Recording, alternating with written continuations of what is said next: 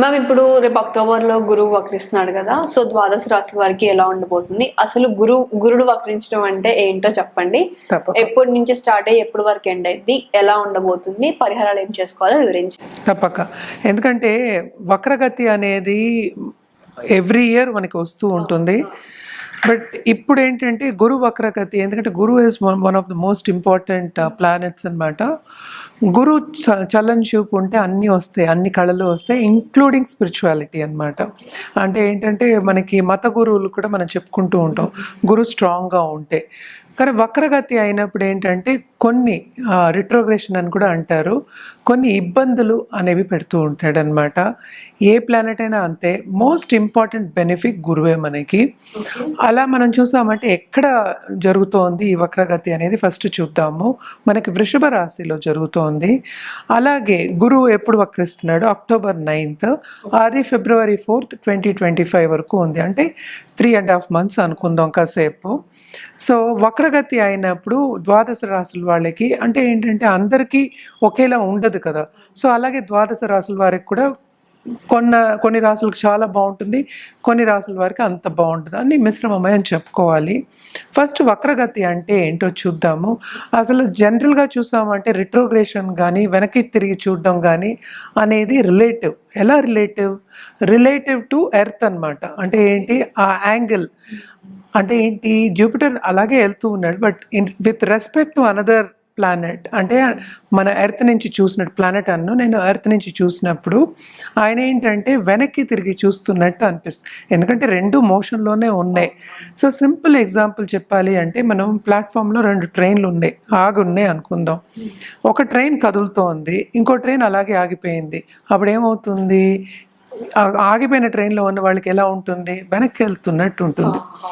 సింపుల్గా చెప్పాలి అంటే ఇదే వక్రగతి అనమాట.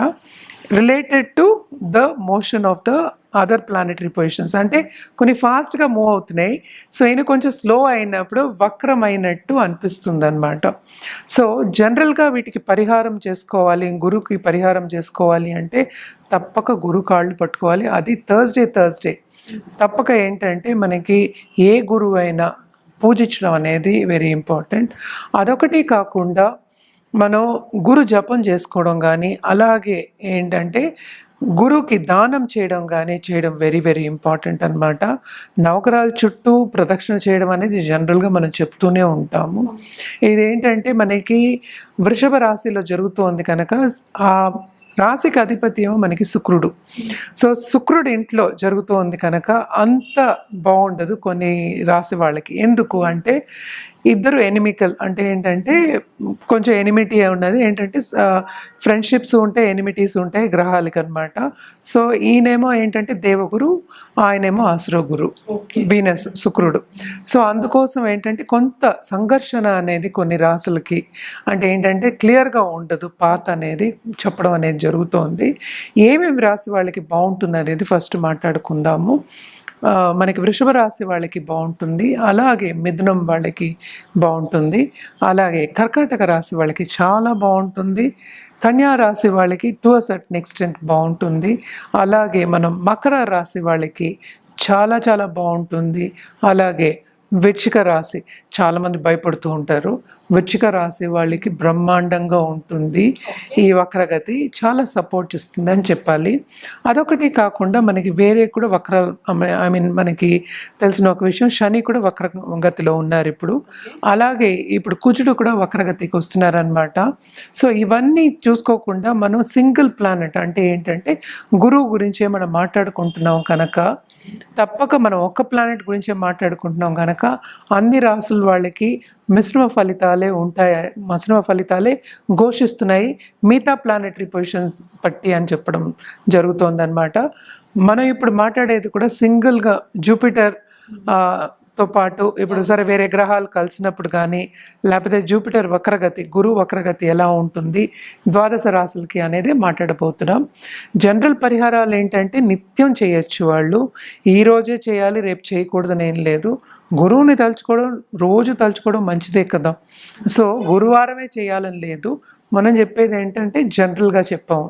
అలాగే ఏంటంటే మన గోవు కూడా ఏంటంటే చాలామందికి ఇప్పుడు వృషభ రాశి వాళ్ళు ఉన్నారు, వాళ్ళు తప్పక ఏంటంటే గోవుకి ఎవ్రీ థర్స్డే వెళ్ళి ఏదో ఒకటి ఆహారం పెట్టడం అనేది చాలా మంచిదన్నమాట. ఎస్పెషలీ బెల్లంతో కానీ, లేకపోతే ఏంటంటే మన చేత్తో ఉండే శనగపప్పు అలాంటివి పెట్టడం, శనగపిండితో చేసే వస్తువులు ఉంటాయి కదా స్వీట్లు, అలాంటిది పెట్టడం అనేది చాలా మంచిదన్నమాట.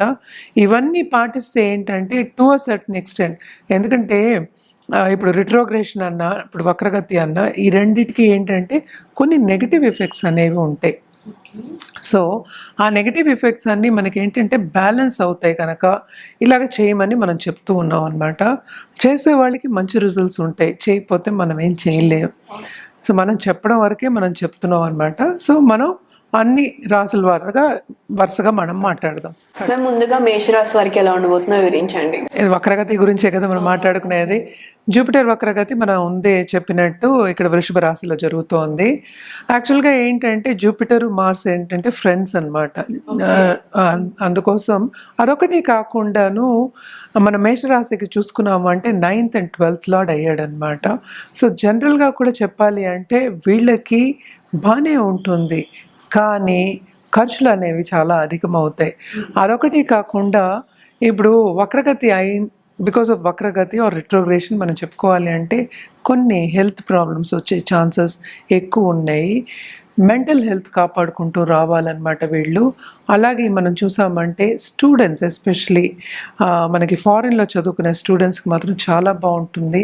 అలాగే ఏంటంటే ఎవరైనా కాంపిటేటివ్ ఎగ్జామ్స్ రాసే వాళ్ళకి చాలా చాలా బాగుంటుందని చెప్పుకోవాలన్నమాట. ఎందుకంటే మిగతా ప్లానెట్స్ కూడా మనం ఇన్వాల్వ్ చేయాలి. మనం ఉత్తి గురువు సంగతే మనం మాట్లాడుకుంటున్నాం కనుక ఈ రాశిలో ఉన్న స్టూడెంట్స్కి చాలా బాగుంటుందని చెప్పుకోవాలి. ఖర్చు నేను అన్నట్టు హెల్త్ పరంగా చాలా ఖర్చులు అనేవి తప్పక అవుతాయి. వీళ్ళు మాత్రం నిత్యం గురు పూజ చేయడం అనేది మంచిది. ఎందుకంటే హెల్త్ సెన్సిటివ్ అయితే మనం ఏమీ చేయలేం, అన్నీ స్తంభించిపోతాయి కనుక తప్పక వీళ్ళు గురు పూజ నిత్యం ఎవ్రీడే మార్నింగ్ లేచి అలాగే శివుడికి పూజ చేయడం అనేది వెరీ ఇంపార్టెంట్. అంటే ఏంటంటే మనం ఎవ్రీ థర్స్డే అయినా సరే, ఎవ్రీ మండే అయినా సరే శివ పూజ చేయడం అనేది చాలా మంచిదన్నమాట. అలాగే ఏంటంటే మహామృత్యుంజయం అంటే మహాన్యాసపూర్వకంగా మనం పూజ చేయడం అనేది ఇంపార్టెంట్. అలాగే గురువుకి దానం ఇవ్వడం కూడా చాలా చాలా మంచిది. నవగ్రహాల చుట్టూ ప్రదక్షిణ చేయడం కూడా చాలా మంచిదన్నమాట. అలాగే ఈ రాశిలో ఉన్న బిజినెస్ పీపుల్ కూడా బాగుంటుంది, కానీ ఏంటంటే వాళ్ళు అనుకున్న రాబడి అనేది రాదనమాట. సో అక్కడ బ్యాలెన్స్ అవుతుంది. అండ్ ఆల్సో ఏంటంటే పార్ట్నర్షిప్ బిజినెస్లో ఉన్న వాళ్ళకి టు అ సర్టన్ ఎక్స్టెంట్ బాగుంటుంది. వీళ్ళకి ఏంటంటే కెరియర్ పాత్లో కూడా తొందరగా దూసుకెళ్దాం, ముందుకెళ్దాం అని, బికాస్ ఆ ఏరీస్ అనేది మార్స్ అధిపతి కనుక, కుజుడు అధిపతి కనుక వాళ్ళు తొందరగా అగ్రెసివ్గా వెళ్దాం అనే వాళ్ళందరికీ కొన్ని అడ్డంగాలు వచ్చే ఛాన్సెస్ ఎక్కువ కనిపిస్తున్నాయి. కానీ వీళ్ళకి స్పిరిచువల్ గ్రోత్ మాత్రం చాలా ఎక్కువ ఉందన్నమాట. బాగుంటుంది, కానీ కొన్ని జాగ్రత్తలు తీసుకోవడం అనేది వెరీ ఇంపార్టెంట్. మనం పరిహారాల విషయాలు మాట్లాడుకున్నాం. ఇవన్నీ జాగ్రత్తలు తీసుకుంటూ తప్పక ముందుకు సాగడం అనేది వెరీ ఇంపార్టెంట్ వీళ్ళు. ఎందుకంటే ఇవి మనం మాట్లాడుకునేది 3 నెలలకే. సో అలాగే వీళ్ళు ఏంటంటే ఒక రత్నం కూడా ధరించవచ్చు, కానీ ఏదైనా సరే వ్యక్తిగత జాతకం మీద ఆధారపడి ఉంటుంది. సో జనరల్గా మనం చెప్పిన పరిహారాలు చేసుకుంటే వీళ్ళకి బాగుంటుంది.